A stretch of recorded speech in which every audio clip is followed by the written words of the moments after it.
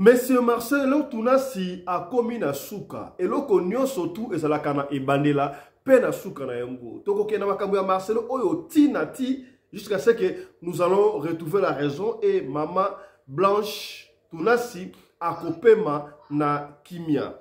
Les gens s'interrogent. Maman Blanche a été enterrée ou rapatriée comme étant une prostituée. Bah, par exemple, belé. Maman Blanche a fait une circonstance nini. Et ont fait sa mission mutu ko soit ko sakanate. Yaya, na esa kibinu awa dimension auto komi makambu ya Maman Blanche. Et komi dimension moko spirituelle na dégâts ko sakanate. Na esa kibinu est-ce que vous que tombe Topé tombeau, ya Maman Blanche. Et c'est là qui tombeau moko, donc architecture nango ezali maçonnique. Nandenge ba franc-maçon. Pour nani architecture voilà ezali maçonnique. Pour nani Maman Blanche, passeport na yé entre parenthèses de tout ça ko yoka Marcelo Tunasi ali ko pesa yangote. Est-ce que ceux qui ont sacrifié mutu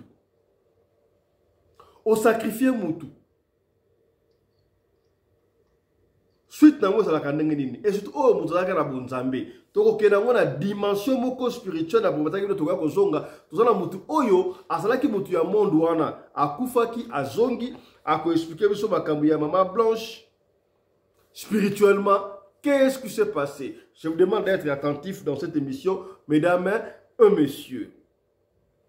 Kaka na émission oyo toko solo la makambo oyo tragédie et salami bongo na Lubumbashi wa Ntanchi et pa wapi famille mobimba bakufi pona nini mama bandai kolamba akoti na ndaku atiki bloko libanda inconnu. On ne sait pas de qui il s'agit réellement mais bazui batie entre parenthèses eloko ya mabe na kati ya biloko famille mobimba ekufi. Et puis si pas si à kosakalate vidéo za kotambola sur la toile to kotali sabino to kolakisa bino makambo e leki na Lubumbashi wa Ntanchi et puis si biso pas si à kosakalate bokolanda yango awa na émission ya lelo voilà. Mbote na bino bandeko balandi ya radio lokoye télévision bisika nyos tubuzwami merci na confiance pe fidélité vous allez kopesa na programme oyo radio lokole masolo et pas wapi tokuta la chaque fois pona ko solo la makambo zali koleka na communauté na biso africaine mingi ya biso batu oyo tolobaka lingala voilà.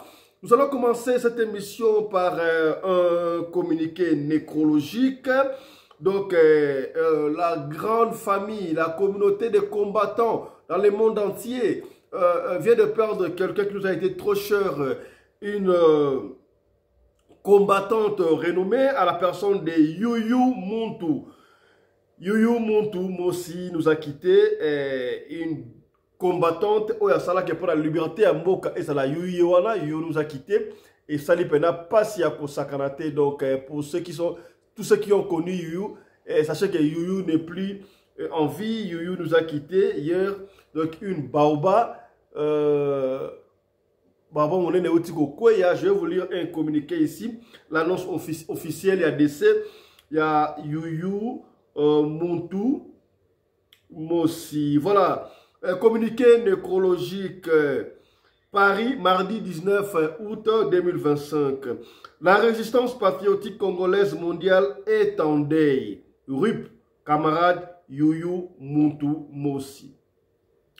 À Paris, France, ce jour de mardi 19 août 2025 est tombée une géante de très longs combats pour la libération totale de notre patrie, la RDC, et de notre peuple congolais. Madame Yuyu Muntu Mosi, notre camarade d'élite, la brave, la vaillante, la combattante résistante patriote, vient de rendre l'âme.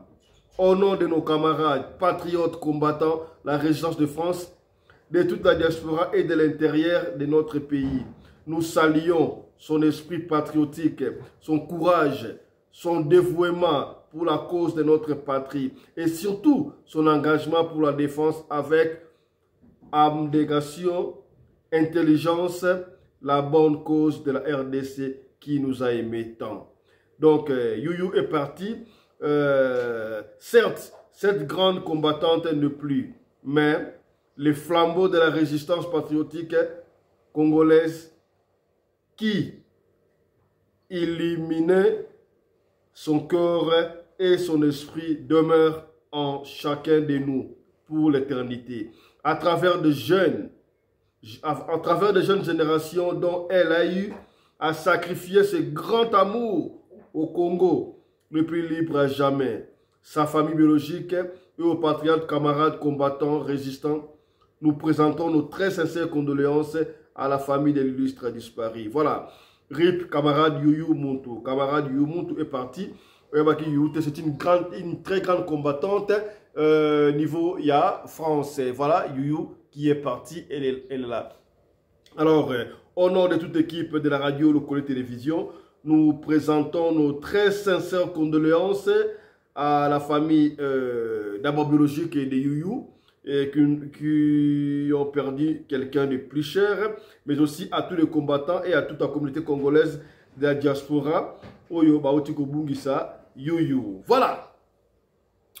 Avant tout ça, makampo ya pasteur Marcelo, auto ya bandeko spirituel, à expliquer ça spirituellement, lié à maman blanche, j'allais tika to informé, il y a ça tourne de partout.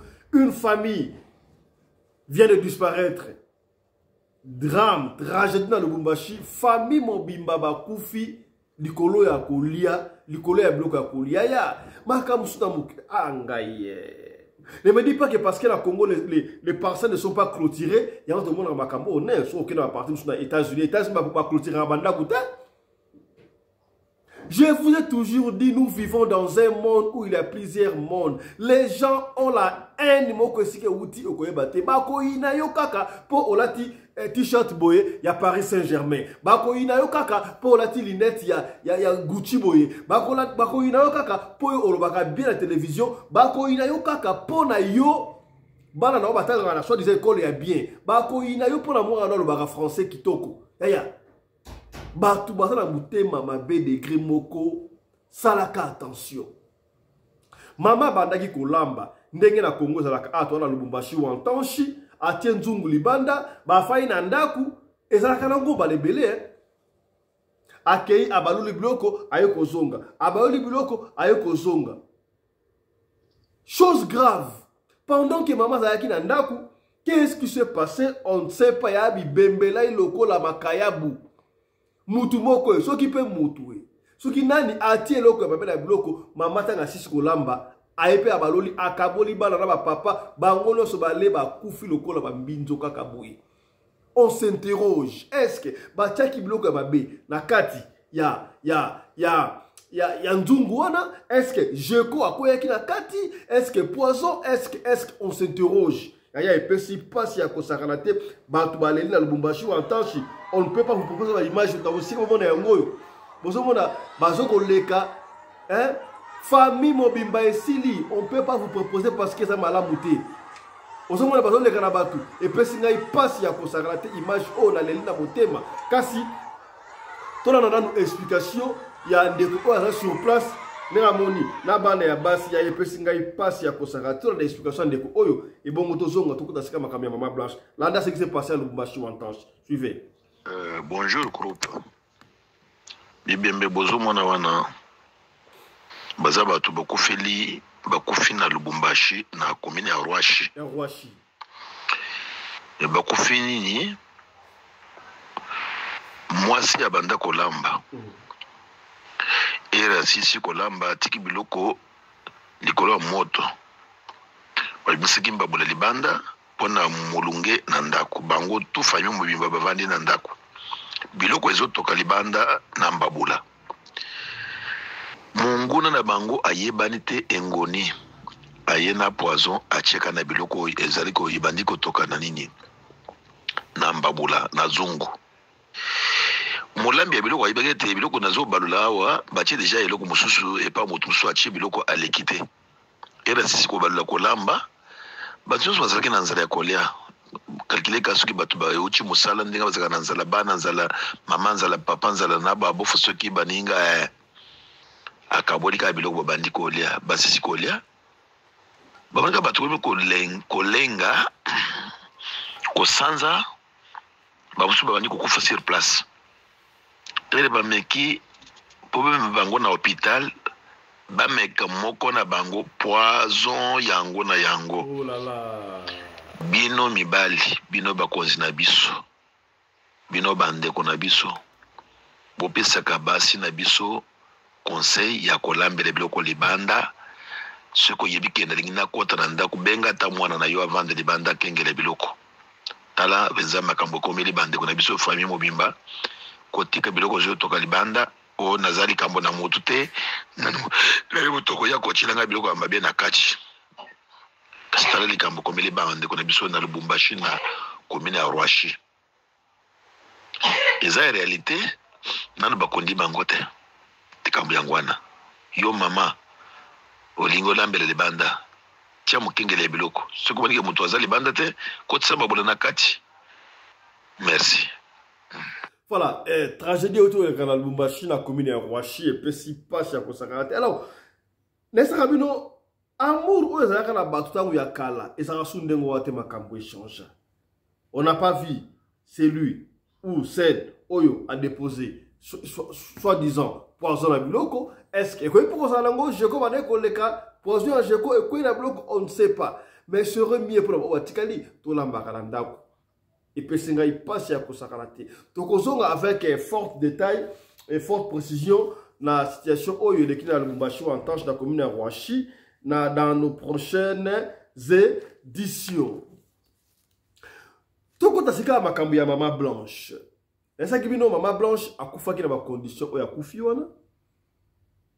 Oye salamaki wana. Marcelo Tunasi oya lobaka que église catholique ezali salle d'attente pour nous okende na enfer. Makambu susu o église catholique salaka ezalaka na Bible te. Ay numéro ki makambu ebele ba obénite ba boyeboy nyo surtout to bolanda ki historique ya église de réveil binzambi ndenge bandaki. Comment ça a commencé? Mutu ya liboso asalaki péché ya kozwa mwasi ya bato. Bolanda ki yango na émission to sa ki wana. Alors, ma conséquence sur les kolanda na timi ko lelo. Ce qui Marcelo a traité l'église catholique comme étant salle de mort, oyo, bon, salle d'attente pour cela, enfer. Et l'église d'ailleurs la compassion. La compassion, to comme on a makambo et ça la makana Israël, na mir, batuba simba mir, baba ndakobika. En tout cas Marcelo na habité. Tolanda kala ba émission lesquelles ikuna, ba betaka di solo ke azalaka na prome ya butu. Maman na y paraît. Abandaka kokende koluka bisimba simba pona lokola na ndenge na ye ya kozala na marque ya po ya Marcelo mama ingaka utiliser yango pa ke na bonganga azwa makambu e simba nango pete yango na kimukolo tango Marcelo mo akendaki azwa makambu amonaki vide na kati na ye azana le côté ba yesa yaki koluka aya na mwasi na ye c'était aussi que yaki na Maman Blanche batali ke Maman Blanche na makambu yango basuki makambu wana ba transférer pa na ye to yebi soir to kozongela yango to yebi on ezali wana yango raison pour laquelle il paraît que tout Maman Bokilo to maman ya Marcelo ex Bokilo ya Maman Blanche ba wana ko yokana te para ki ndenge Maman Blanche ko régner il fallait qu'il yende à régner car si tu as que ba détail to pesa ki ba détail to yebi yango ne Maman Blanche akundama ki rapidement Turquie et d'abord au départ na ye konso nous autres to kozongela wana avec forte précision na émission oyo koya Nounou alobi moko ya ba Nounou alobi à faire $50,000 au pasteur Marcelo a pesaki pour na Nounou akanga monoko alobi to kolanda yango na émission oyo koya kasi lelo na bi na lingi to na dimension spirituelle to matali kolo est-ce que bino awa tombe ya Maman Blanche batonga yango d'une manière maçonnique ya ba franc-maçon baike bandimaki ngai te baike olobaki papa Fisto oyebi nini ke tombe wana batongaki yango d'une manière maçonnique biso tofinaka na le passé biso tolukaka nakolakisa bino forme ya tombe wana bokomona yango kezalaki construit d'une manière maçonnique. Alors nakanga yango photo nalakisa bino mpo na nini ezalaki construit d'une manière maçonnique. Voilà, c'est ça tombe yango. Sotali ba tombe ya ba franc-maçon mingi batongaka yango boye ezalaki na objectif nini et puis asine bokoye bandenge ke tombe oya mutu zali tomoko maçonnique. Yango tokola sabino awa. Alors, na bana on a rotika yango boete, je me suis dit na benga mutu oyo aleka na makambuana, azalaki ancien magicien. Ayek makambo ya ko sacrifier batu ndenge esalemaka. Est-ce que c'est vrai que Maman Blanche tombo na ezalaki maçonnique? Tokoyeba yango awa na émission ya lelo. Voilà. Va tombo Maman Blanche yango wana na keimba moko na koyamba po na bino invité oyo boyoka mwa kala na émission katoninga azonga a expliquer sur makambo oyo etali oyo monde asalaki nango. Na yambi po na bino monsieur Bernard Amuzati. Mwana mboka mbote na yo. Oui, mbote mingi ndeko Fisto Pelene mbote na radio télévision lokole na bao nyonso pe baolanda biso na journée ya lelo. Ça fait un bail, hein, yo, bana ou les gars na radio lokole télévision. On rappelle ici que Ozalaki ancien magicien, au sali 11 ans dans le monde où on est à Kadian Pimba, au sali ba mission ebele au bomi batu, au transfert batu, au sala baramundo so les gars oyo et lelo obi oko mo kusala na Nzambe ça langage kaka yo moko. Pesa so sur numéro na yo ya moto banda. Comment? S'il vous plaît, zonga muke connexion na réseau dérangé. Pesa so numéro na yo ya moto banda. Oui, numéro d'engagement plus 243 82 93 50 557 plus 243 82 93 50 557. Voilà les numéros d'engagement. Voilà, yo chaque fois, on va pour ma connexion, on va essayer un peu de voir le nom de connexion et ça va bien. Ça fait, il y a trop de bruit là, c'est cause de la ligne de quoi Mouzati. Voilà. La question liboso. Basi nini la kisarake, mutu oya kufi, il a été ou elle a été sacrifiée.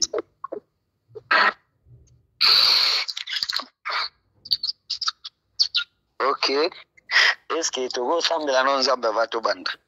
Non, aux émissions Nzambe, les émissions de Kende, rapidement, ils ont ma caméra télévision radio le coller. Juste tout nous invité. Mais yo sambela il faut pesa go sambela parce que ça message to bi misela bana Nzambe ba ba comprendre data 1 minute. Allez-y.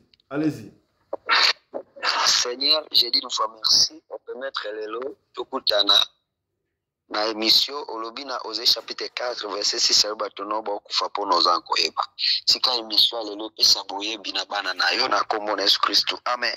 Amen, allez-y. Voilà, première question au Tuningai, comment expliquer si nini koyeba ki moto aza sacrifié. Ok, voilà, et peut-être raison bato mususu bakotala ngambala liboso komona ngai prophète Bernard Muzati nazalaki marabout sorcier. Mais Nzambe asala biso ngolu tokoma basaleli ya Nzambe. Ezali na kati ya monde il y a ténèbres, il y a un monde de sorcellerie et la magie, selon nous, où une force diable travaille. Qu'on sacrifie mon tout, batunaka, qu'on sacrifie mon tout ndengeni. Et ça, mon tout, mon sous, na lingina bomande pour la famille, na bomae, na nzela ya accident. Mon sous, mon tabo koloba, na zo bomae, yemoko ko kanga singa na kingo. Izala moto mosusu ukokoloba ke nazoboma bokene ka na hôpital tango okoma hôpital akokufa menengi na pesa bana Nzambe basi signe ya liboso moto aza allo tozolanda yo oui moto oyo ba sacrifier ebembo eza sacrifier okomona soki bate moto wana na mbeto okobanda komona misisa ya nzoto misisa ya nzoto ezotelema ondire moto aza viva soki omoni ebembe ya ndenge wana moto wana akufi liwa Nzambe te aza moto basacrifie ya mibale moto mosusu okomona liboso wana simbaka ya liboso déjà à l'heure actuelle batu bataka soki bomena mbetu te ekoma koyamba mona kata cercueil na kata cercueil okomona ngo ndenge nini basinois non ezala mbeto ezala cercle ezala na eloko moko si balalisaka mutu mais na kata cercle bafinika mutu tina mutu okomona misisa ndenge nini landanga malamu basinya na opesa papa Fisto kene na malembe pardon okay mususu okomona minini makila ezobima mutu na zolo ezobima mutu na batoyi eza basinya batoyo basakrifie bango moto mosusu o basakrifie ye soki neti olobi ya serke wana soki bufungoli serke bokomona na miso na ye na miso ya mutu ago batoka ande batala ya bibembe batala yango biete otali na kati ya mutu wana na elongi na ye okomona babilo moko ebimaka biso na nini na biso benga bapoti soki moto olali omona babilo moko ebimaka mutu na elongi awo imembo eza sakrifie na biso soki kuna bobenga yango nini allo ouais amusa tolanda yo babilo moko ebimaka biso benga yango bapoti biso benga bamatoko ebimaka mutu na elongi okomona yango na elongi ya ebembe ndio soko omoni ebembe ya mutu alalisi na kati ya serke na elongi to na miso olobi na miso pardon na miso lingala peza ya matata na miso ndo ekobima ye na miso soki omoni yango seke ezali mutu oyo aza sakrifie na monde ya molili mutu aza sakrifie o bateke na monde ya ténèbre moto ya bomi eloko ya liboso oyo diable asengaka ekosenga fo batela bendisi ya kitabilité bendisi ya nzoto ya mutu wana soit okoki kobatela nini na ntango moto wana azozala sakrifie okoki kobatela soit comme exemple telefone na ye oyo eloko oyo azali kosala okoki kobatela elamba na ye okoki kobatela suki na ye okoki kobatela manzaka na ye biloko wana tobandai kobatela yango ezali yango ezali ntango okokende na monde ya ténèbre nde okopresente biloko wana po bapesa yo pouvoir oyo kobanda kotravaille nango à travers moto oyo yo osakrifie. C'est pourquoi na beaucoup ezali signe ya moto ya kufi na ndenge ya molili okomona biloko na ye oyo abandai kosalela eloko ya liboso babombaka yango nayebi te sozolanda ngai très bien babombaka yango bakoluka biloko oyo ye abandai kosalela soki babombi yango motu wana ata bosali ndenge nini ata bomati ndenge nini akozala toujours esclave ya monde ya ténèbre. C'est pourquoi bato bakendaki pa bamarabu bayebi okomona nganga azolobela moto alobi boyelanga suki ya moto wana boyelanga elamba akataki nango motema boyelanga eloko boye boyelanga eloko boye biloko wana ntango bazali koya biso tobandai kozwa yango tozokende nango na monde ya ténèbre tozopresente yango nde ebandai kopesa biso pouvoir mpona koutilize esprit ya motu oyo yo obomi motu mpe soki obomi ye avantage ezali désavantage ezalaka na sasi nini soki obomi motu wana makila na ye eza makasi ata ozwaki basalite ya babiloko na ye ata obombaki ndenge soki makila na eza makasi oteki ye na monde ya ténèbre eloko ya liboso makila na ye koganga donc makila ya mutu ekomisaka yo mutu sakrifie lokola liboma donc okokoma lokola mutu moko okomi kosala makambo moko oyo na bato bakotala bakondima te ke eske mutu oyo nde azosala eloko oyo ozosala yango parce que mutu oyo obomi ye makila na ye eza makasi eleki ya yo na force simalanu wana nasala ma parallélisme moko boye olobi mutu oyo basakrifie ye okomona moko so otali so bato batango akala bane kotya babibembe na mbeto okomona misisa na ye eza ya kotelema neti na cercueil okomona cercueil na misu poske elonge mona okomona misu na ye eza na bipoti bon na ka oyo mpe tomoni misu ma ya misu moto azolela mai ezobima na misu wana pesa ka sacrifice to ndenge nini siko na ndeko lobi awa soki osacrifie mutu okozala eloko na ye moko ana ekosalela mingi na ka actuel tozomona bato basalelaka telefone mingi alors yebisa biso moi parallélisme osali wana ebandeli nakotino question est ce que mpona suki obi wana mutu oyo abandi asacrifie mutu akobanda kosala makambo oyo bato baocomprendre te mutu akosala makambo oyo ndenge nini nazongi na makambo ya mama blanche basine ebele olobi wana tomoni yango epai ya mama blanche d'après bato bamonaki corps po yana esinga ya bino mama blanche mai ya biso bande kokita ye abandaki kolela mama blanche abandaki kolela mai biso bande kokita tomoni yango et puis mutu oyo entre parenthèses je ne dis pas ici que Marcelo a sacrifié sa femme mais d'après bato bazoloba si et seulement si eza nde baoloba wana bon makambo oyo Marcelo bandi kosala Marcelo injurie presque tout le monde. Tout ça, les chefs de la classe, il est le premier. Marcelo, Azor au surtout. Marcelo, Azor au secret de la famille. Azor au salon la public. De quoi Moussati? Est-ce qu'on peut conclure que Marcelo a sacrifié Maman Blanche? Bolimbi Simukende Gofisto, Kala Biso, Zana Afrika, connexion moi passe. Zonga moi place, Zo Katana Muke. Est-ce que Marcelo a sacrifié Maman Blanche dans ma critère ou le bien dans ma critère ou encore retrouve pas Marcelo? Pardon? Oh là là! Oh là là! Est-ce qu'on peut dire que Marcelo a sacrifié Maman Blanche d'après ma critère au PC du soir? Ah voilà, Nayoki Anabiet. Olobi, Pasteur Marcelo, Stolbaga sacrifié Maman Blanche. Bon.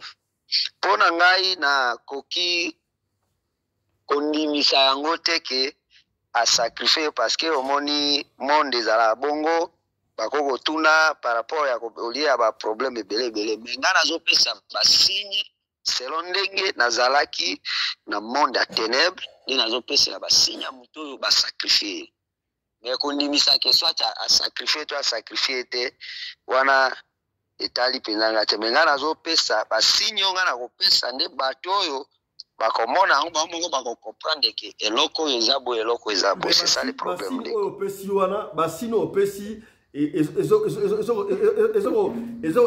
za lié na basino otomoni na dessin ya Mama Blanche bon wana yo bino bato bomoni mais tikilanga ta na sisi no kutukoloba basinya yango te allez-y tozora nalobi mutu wana makila ya mutu wana ekozala makasi ekobanda liboso ekolobisa yo moto bomaki ye deuxième problème ezali soki mutu wana oyo basakrifie amesanaki na mutu moko makasi esprit ya mutu wana ekobanda kobima koya kopesa message na nzela ya ndoto akokomimela mutu ayebisi alobi omoni ndenge naza boye ngai mutu abomaki ngai eza Bernard ninga bominga naza place boye akobanda kopesa message na bato mutu wana bosakrifie soki makila mutu wana eza makasi mpe azolinga kotravaye na monde ya ténèbre te ye akobanda kopesa ba message makambo meme oyo elekanaka kala mutu wana kaka kufa nde akobanda kobimisa yango epai ya bato akoki kopesa message pa mutu na nzela ya ndoto akokolobela pa moto boye akokolobela pa mutu boye etango azoloba makambo wana eza basigne ya moto basakrifie bazokoka kosalisa mosala na monde ya ténèbre te c'est pourquoi bomonaka moto akokokufa mais nsima ya mikolo baverité ezobima makambo ezobima mpona nini sadi motu wana basalisi nano ye mosala na monde ya ténèbre te donc makila ya motu wana eza makasi bazolonga ngo kuna te ndenge moko azobimisa ba vérité mais mutu oyo bazwe mbala moko basakrifie bakangi makilani za makasi te ata kufi na ye histoire na ye ebimaka mbangu na mokili te parce que akomi déjà esclave kuna etango nano yo okomi esclave te yeba ke esprit ya mutu wana etombokaka ou soit ekoki komimela na ndako nde bomonaka moto akufa deja mais bakokoloba tomoni ye na kati ya ndako tomonaki ye place tel tomona qui est bon, tomona qui est bon, n'importe chose là nangande. Très bien, très bien. Tomona qui est place tel, tomona qui est place tel. Or, la place où bazomona mutu wana akomi nanu esclave ya monde ténèbre te. Veni ayaka batu pe bako komona ye pe azonga nazolo comme exemple ya ngai.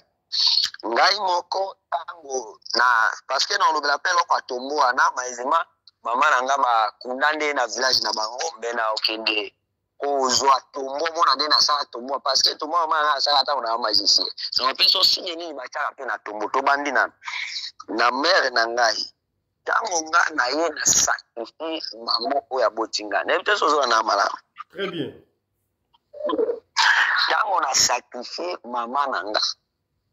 Bazui bakunzi or condition bapisaki nga na monde atene. Balobaki mama nanga aumela na mokili tu ndenga kufu. Aumela 3 jours te veni na salle port. Même mikolo bagote na morgue e umela te il faut za mbango mbango to bakundai. Na sala service yana nuki et puis no ebiso pona ni balobela nga bakunda mama na mbamba. Na tango na sali service wana bazui mama pake kukundai. Esprit ya mama nanga izaki makasi. Esprit ya mama nanga ibandaki komima. Na ndako baliki na biso kutu ya mwasi ya suka. Ako kotindela ko video na un jour abana komona mama epesi somo baliki bakomi kobanga mama ngoso sukele kobimela bato na bandoto muta bominga ezalaka mwana nanga Bernard babiloko andingo asko tango ye ko sala bongo nde na zonga na monde ya ténèbre bayebisinga boy il fallait na kutanisa famille ya mama tosolola na bango na salisa 40e jour soki na salisi 40e jour nde na kokanga esprit ya mère nanga ekobimela nanga susu te ekolanda nga te parce que ngage tianga lokola liboma nde nasalaka stratégie wana na esengi d'alliance na famille ya mama tosalisa 40e jour tant tosalisi 40e jour nde tobloka esprit ya mama nanga na komisi esclave na monde ténèbre na kenda koteka ye na Yaoundé na Cameroun parce que maître na moko azali kuna abandaki conforminga parce que soki na salisaki 40e jour te soki na négociaki na famille ya mama te mbe esprit ya mama elingaki elandanga ti na suka peut-être nga moko mpe esprit yani elingaki ebomanga ne mpona nini diable atindaka bato soki obomi mutu yango azolinga mosala te atindi okende onégocie na famille ezalaka boye ntango okonégocie na famille ya moto wana ozwi mbongo opesi bango soki bazwi mbongo wana elakisi ke bango moko libota na monde spirituel batekeli yo na ndeko na bango nayebite sozola na malamu. Donc très bien. Avant, cela veut dire que awa to pepe conseil na famille Mama Blanche ba meka kozwa mbongo te et pas ya pasteur Marcelo.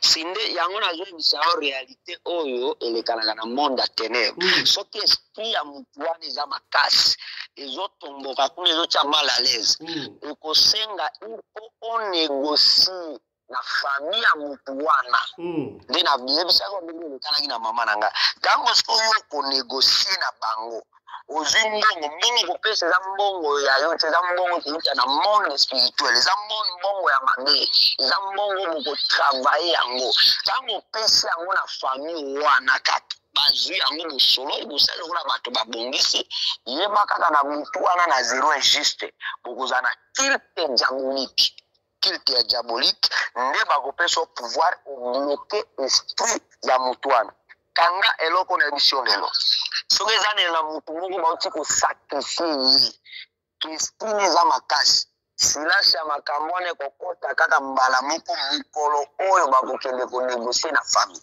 soki kaka banégocie na famille makambo nyonso amour bien na esprit ya mutu wana ekomi esclave na monde ya ténèbre me ndenge ekomi nano esclave te bavérité ekomima kaka ebele me po hémorragie ekatana esengi fo bakende konégocie Voilà, toujours continuer. Merci beaucoup. On a éclaircissement. Vous allez couper sa mission de quoi Mouzati.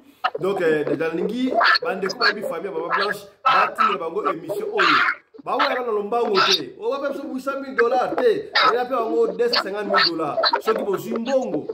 Bah, combat le score ça. Ouais, Maman Blanche est tombé Kadik. Voilà. De quoi Mouzati? Est-ce qu'il va passer ou peut sacrifier à Bandimi na bango? Ou pas sacrifier à Bandou? Oh, papa, sans problème. Sans problème. Ba pasteur ba sacrifier ka batu na bango, ba magicien ba sacrifier batu na bango.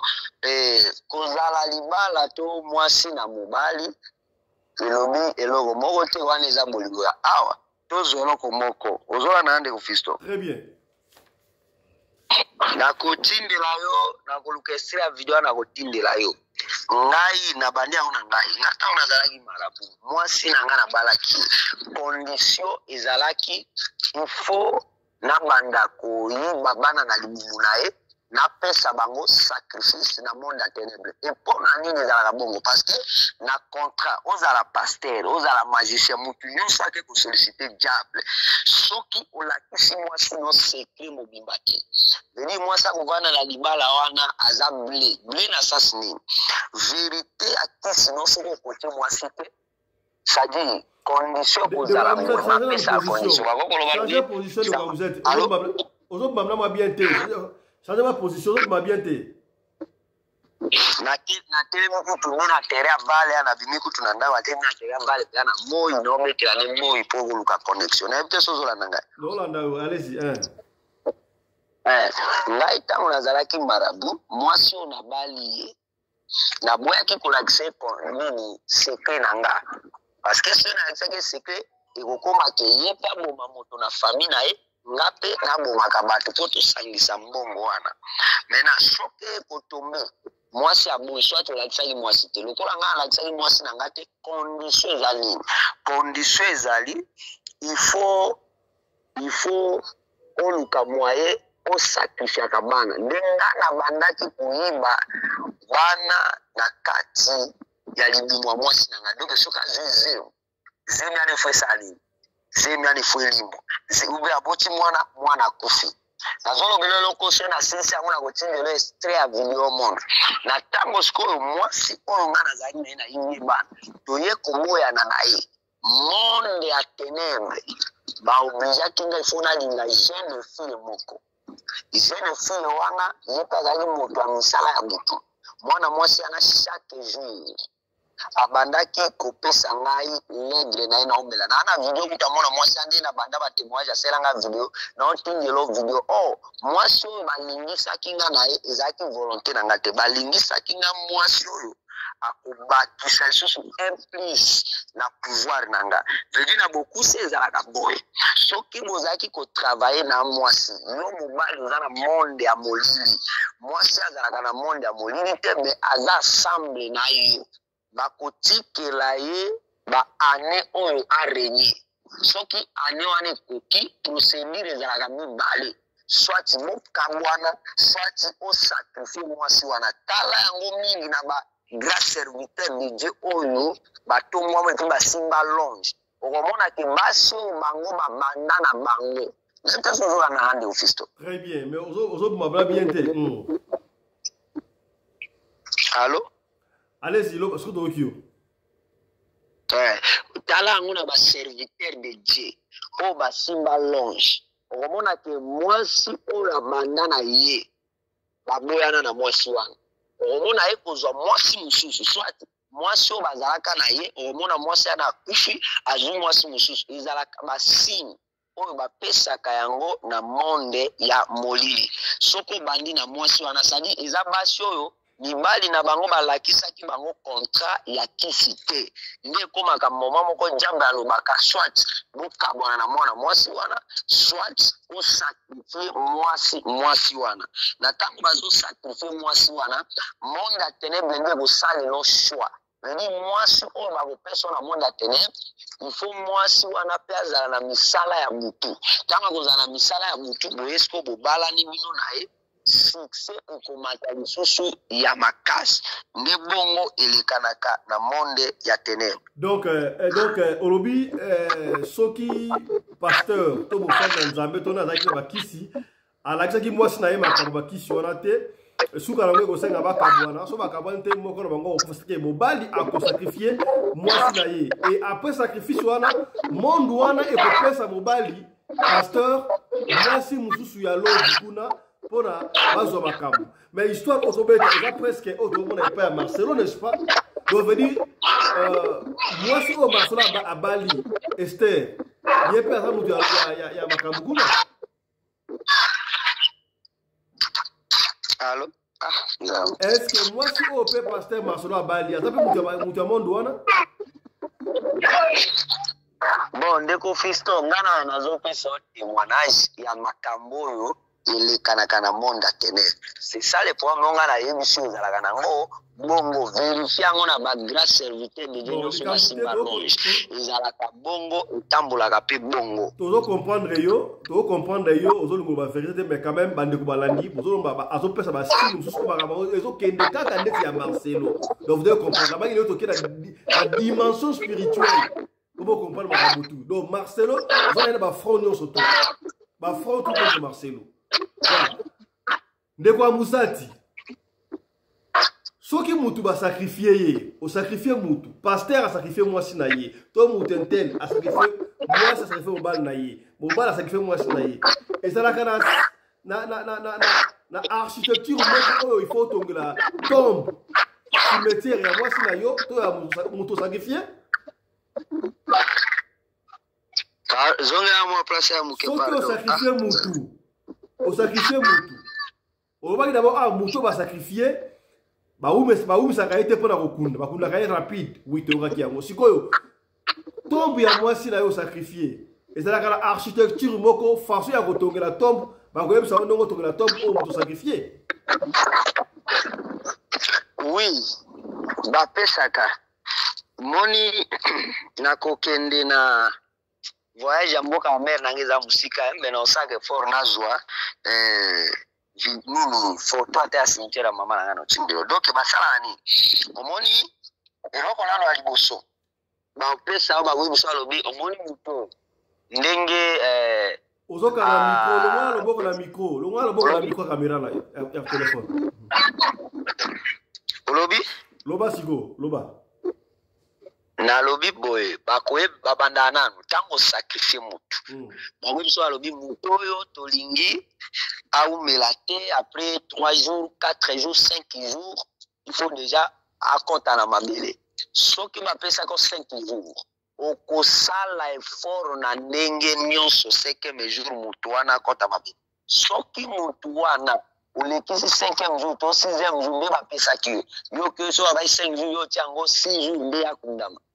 tout justement yo moko moto wana okumela pe na okufa te okolanda moto wana. C'est pourquoi komona moto bapesi condition na monde ya ténèbres akoza na mbongo ebele aza moto munene mokomona makambo matanga na ye eleki kaka mbangu mais bato baotala komasuke makambo ekembangu parce que a respecter condition ya monde ya ténèbres avant ko tutokoma na nini na batombo wana na nini ya kotonga nini tombo esika meme bakundaka moto kelibulo nde bakotia moto basakrifie batindaka deja bademo bakende bavérifie espace ya mabele wana pembeni nango baforce nini oyo ezalaka pene ntango bakoverifie bakovote kuna oke motia ye awa na ntango bakokunda moto monde ya ténèbres nde ebimisaka signe balobi tombo oyo bosala yango na formule boy formule oyo bakosala yango tombo eza référence c'est-à-dire eza signe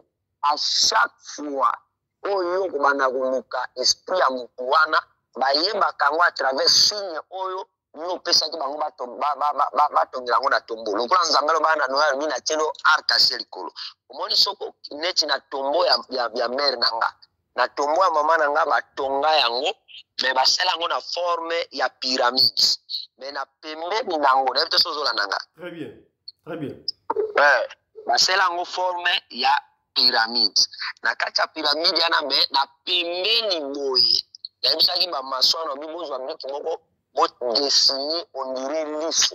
Et puis ti lelo kwa ezame batu bayeba te batu nanga na pelo baka eza esthétique nga na sepela kina sa oh lisse wana eza na kati ya tombo eza force diabolique ekoki kocontrôler baesprit ya bato nyonso bazwa kokunda bango na kati ya cimetière wana ekoki mpe kocontrôler baétoile ya bato nyonso oyo bayaka na kati ya cimetière c'est pourquoi komona na cimetière bato ebele bazwa bademo bato ebele tobanda koyimba baétoile na bango na nzela kokende na cimetière parce que na cimetière batombo bomonaka eza na basigne oyo etiamaka na kati ya tombo malheureusement lelo toza mpenza kokota ya bozindo akuna te eza basigne oyo batiaka yango na tombo mpona kozwa image ya bato to eza référence na yo ya yo moko na signe otoyebi ke ndenge eza awa signe na nga na tombo eza tel meme ndenge tokendaka baréunion ya butu na bacimetière bakotuna eza lokola code donc ya bref na bokusi eza lokola code ya telefone code batindelaka moto mbongo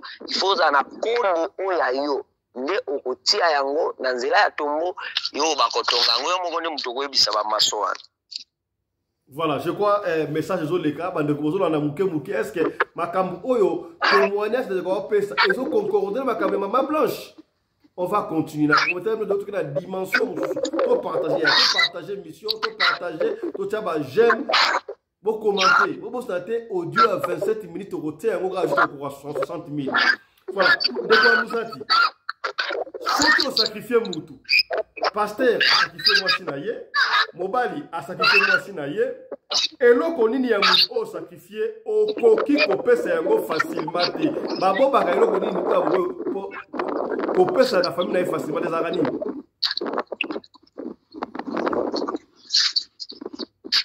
Allô? Osokanga? Oui, bana sokolo bana na banjo. Na biboyi. Eloko nini ya mutu ko ba sacrifier, mowe ko ba sacrifier ye. Eloko nini ya ye, par exemple, pasteur a sacrifié moi si na ye. Eloko nini ça difficile pour ça eloko moi si na ye wana apesa pa famille moi si. Net nini. Eloko nini za difficile, place ande na okibiete. Eloko nini za difficile na par exemple, ce qui mutu sacrifié moi si na ye. Deba baso ko kufi ozubilamba ya mwasi okopesa epa ya famille na ye boye sikoyo eloko nini oyo parmi biloko oso sacrifier mwasi ezalaka difficile na mutu oyo sacrifier mwasi apesa la famille mwasi na ye.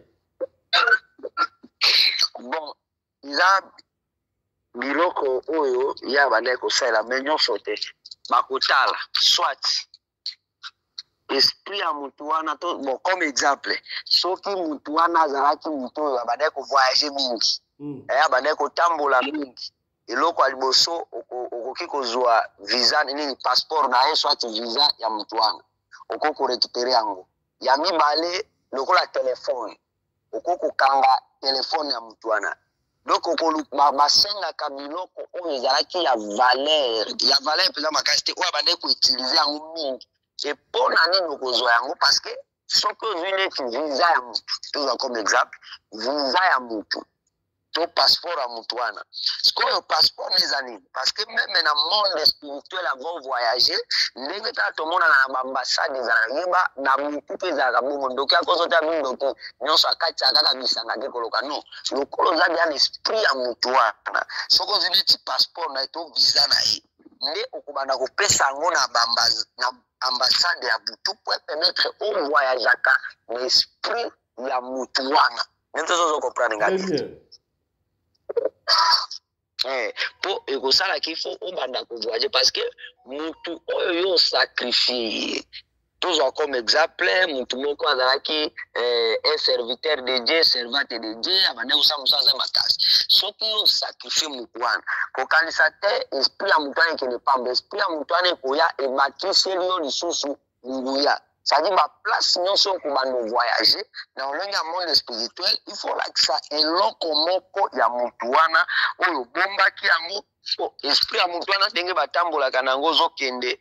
Bato ya monde ya moliri bamonaka yango bakotuna mutu oyo kene wapi non aza mutu oyo nga na sacrifier ça va voilà bokindi c'est ça le problème. Est-ce que soki au sacrifier mutu to pasteur a sacrifier mwasi na ye mutu ba sacrifier nzoto to mona na cercueil wana ezalaka ya mutu ba sacrifier to za keloko mususu te moto basakrifie batiaka bakoko tiango su fantôme bakoko tia elongi bakoko tiango su fantôme ngosu pe moto akozane na kati te mosusu pe batia moto ama esprit ya moto babombi en quelque part mais majorité mingi ekoma ndenge nini parce que moni na ba ex ba marabu ebele tosito bimisa omona moto soki alala omoni sinye bokoko tu betonga babiloko ya ndenge wana ko monde ateyambe nouveau evoluwa nango bakotiaka ngo su fantôme et puis prépare tokosunga monde atie soki moto akufi quelque part o tozosunga bafamille biso tozaka mpona kotalisa to nzela ndeko na mona akufi quelque part bowelisaka nanu kobimisa kondima kaka komona serke te ifale boluka bobimisa motu wana mobimba nanu bomisi motu bobimba bolalisi nanu quelque part soki bosali je wana bayele memela mino muti quelque part ekomi place bozali bobimisi kaka motu wana na kati ya serke bolali fait quelque part ata ba 30 minutes bozongi na kati ya cercle yeba mutu oya sacrifice amataki ka évoquer ndenge nini akomona kalisusu mutu wana te akoka pe ko kanga esprit na ete parce que na kati ya bamorgue ndenge ezalaka nde baranjaka mutu nyonso bademona na miso pe tobandeki kotinda bango kuna bademona nde batiaka signe na kati ya bato wana ndenge eza sava bomima kaka ne mbala moko condition kozana o moto bomie ndenge zokendeana bafungola te ndenge zokendeana aleka place boye kaka après boye bokosala mbala moko nzela cimetière c'est pourquoi komona bato wana tobandeki kosala nini soki osakrifie moto na famille omoni ke yo oza ndokime oza responsable ya famille te nde tobandeki koutilize baresponsable ya famille responsable ya famille eza nini tomoni ke motu tel nde comme exemple papa fisto aza responsable ya problème biso siko na mutu tokobenga kombo na yo tofandi soit na avenir soit na rond-point to place moko tobengi kombo na yo tomimisi esprit na yo toenvoûte esprit na yo ntango ntongo ekotana yo moko okodirige lolenge biso tolobelaki mpona nini tolingi tosalisa defete na moto tosalisa defete te na moto oyo biso tosakrifie bomonaka na mamatanga mosusu bitumbe nini bao balobi toleka boye bao balobi eza nde boye ezala me okomona kote moko badeside tokende kaka tokende monde ya molinde eanvutaka bato wana parce que eloko oyo bango bazolinga baboya yango soki basaleli yango complication ekota kote ya moto asakrifie ebongi fo bandimisa wana nde omonaka majorité ya bato mingi ebebeya kaka bato basuki kaka komona mosusu eteni ya elongi na miroir na cercle baverifia pete mbala moko na cimetière oyo ezali bakode diabolique oyo elekanaka yango na monde ya molili. Merci à Mouzati na ba éclaircissement où vous allez couper sa biso. Donc au lien en tout cas na décès ya Mama Blanche. Sika boy. To compte na liwa ya Mama Blanche. Makambo o biso awa ezali makambo o to di mona na famille ya Mama Blanche na Marcelo. Siko conseil nini okopesa ndenge mokili et se mobiliser boyi tozolo makambo Mama Blanche à télévision partout nyonso tuana eza molimo Mama Blanche nde etomboki ezoloba kati na biso est-ce que bato baloba on va réussir justice pour Mama Blanche to kokate. Allô ozo kangate. Oui, na landi bon problème ezali na expliquer on a nini muntu soki basakrifie ye makila soki akomina esclave te soki makila ni la makasi elobisaka bato sadi ntango ezolobisa bato wana eza nini ezali baverité oyo ebombanaki ifo ebima mosusu mpe ezalaka nzambe nde mutu surtout soki moto azali kosalela nzambe na kati ya solo okokoboma ye nokosele mosala te okomona baverité ekobima nayebisi yo boye soki eza na motu moko asakrifie motu soki ake konegocie na famille ya motu wana te nayebisi yo bokozwa baverité kanga eloko nayebisi yo lelo bokozwa baverité ndenge ebele kobandaka kobima chaque jour bozolala bozolamuka baverité ezobima baverité ana nani azopesa yango moto oyo babomi ye nde apanzaka baverité parce que ntango bato balalaka na butu nzoto nde elalaka ma esprit ya motu esprit na mauvais esprit bayebanaka ye akotransmettre message wana eloko oyo soki motu moko asakrifie motu tozoloba po kimia ekota esprit ya motu ape bamaîtrise na monde ya ténèbre eseka négociation ya famille ata momati mokiti o moke wapi bozongi wapi ekosimbaka te chaque jour bokozwaka kaka banouvelle ya sika parce que esprit ya motu alokwa biso tozalaki baesprit ya monde ya ténèbre toye kocomprendre ke esprit ya motu wana eza sacrifie na monde ya ténèbre eza liwa ya nzambe te esprit na ye bandi kotomboka meme moto asacrifiaki ye bokanga malamu bokobanda omona basigne epa na ye akobanda kosala bamakambo mosusu oyo ekolekela na mayele na bato akokoma bilobaloba bolanda basigne na opesa malamu parce que biso mpe tozwaki baconséquence ya bamakambo ezokuta bato mosusu eloko ekitaka ntango tozali bamagicien ezalaki parce que balakisa biso formule onkende konégocie na famille moto okoma bilobaloba ememelaka moto accident ememelaka moto malade epuis bokomona meme soki ezalaki mobali nde asacrifie moto mwana asacrifie mobali kati ya bango moko babalani signe ya kokufela bana ekozala signe ya bamor ne ekozala parce que esprit ya motu wana ekotikaka kimia te il faut bon négocier na famille nde babloquer esprit wana c'est ça le problème de Fisto. Voilà, merci beaucoup Ndeko Bernard na éclaircissement au pessimisme. Est-ce que la hausse lobi awa sur makambo ya ko sacrifier moto et ça les kam okobaki ça na autre lobi te awa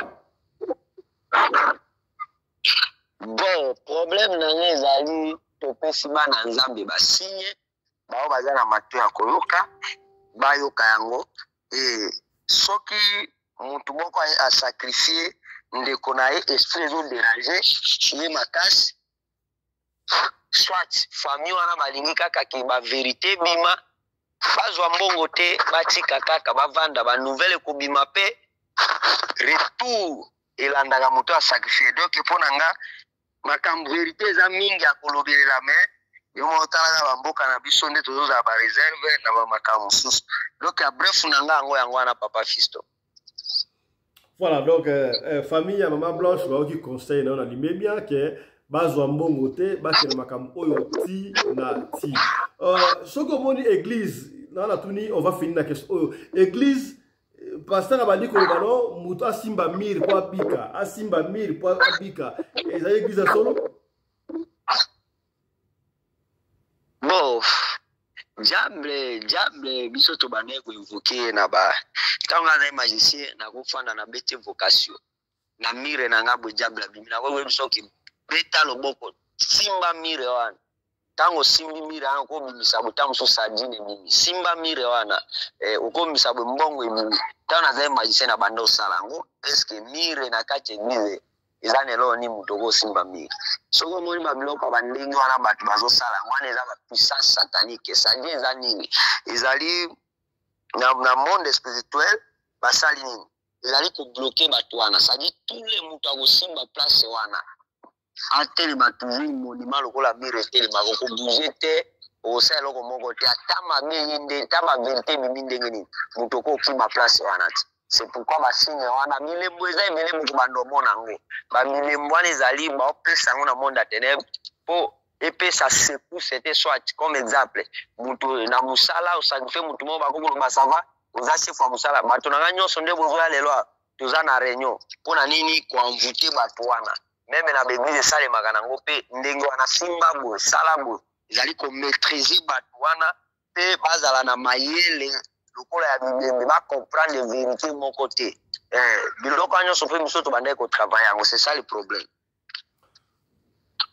Na tuna ye question moko awa orépondaki ngai te Ndeko Bernard est-ce que bapasteur basacrifiaka bafidèle na bango basacrifiaka bango ndenge nini okoyeba ndenge nini ke pasteur oyo asacrifiaka bafidèle na ye basine nini mpe saso basine mpona totika baeglise. Bon, pasteur basacrifiaka bandimi na bango Monga mususu mondimi akoko ya papa na oke de voyage o prier na ye ndenge ba kosa ko prier tako ko prier na mutu wana na tango azobime pana ozotindela ye esprit ya malade ozotinda esprit de mort esprit wana ekende kuna eke kokanga ye bo pasteur ko sacrifier bandimi na église ezalaka mwa po reverser ezalaka pasi parce que so ekuti na baeglise ya baminene ozoboma bato wana po eyebana ekozala nango problème donc bapaster basacrifier mpe bandimi na bango. Voilà, merci beaucoup Monsieur Bernard Amouzati. Merci beaucoup na intervention. Personne sur le numéro na yo. Ok, pour na bato balingi babenganga ozana besoin prière, ba problème ezolekela yo, nzambe azosala bien aimé, benga prophète Bernard na plus 1143 82 93 50 557 plus 243 82 93 50 557 wana numéro à prophète Bernard benganga bien mesdames et seigneurs pour sambe la pona wana ndeko no babilo tozuki pesa témoignage babomelo mutu moko esprit ya mutu wana ebimaka ezalaka boye biyaka to prier pe nzambe ko révéler biso nini oyo ezolekana nzambe apambola ba nyonso balandaki biso. Merci mingi susu na ndeko Fisto parce que fona za reconnaissant na radio lokole lelo poto ba na monde entier ezali pona radio lokole parce que za chaîne oyo esali pe bato belé balandanga éviter soko ko permettre ngana lobela ta pona chaîne nanga bana nzambe pe bakola nanga na autorisation na Loba. Oui, soki olingi olanda ba programme nanga ba direct ya émission chaîne nanga ezali kombo nango eza Miracle de Jésus-Christ TV. Miracle de Jésus-Christ TV.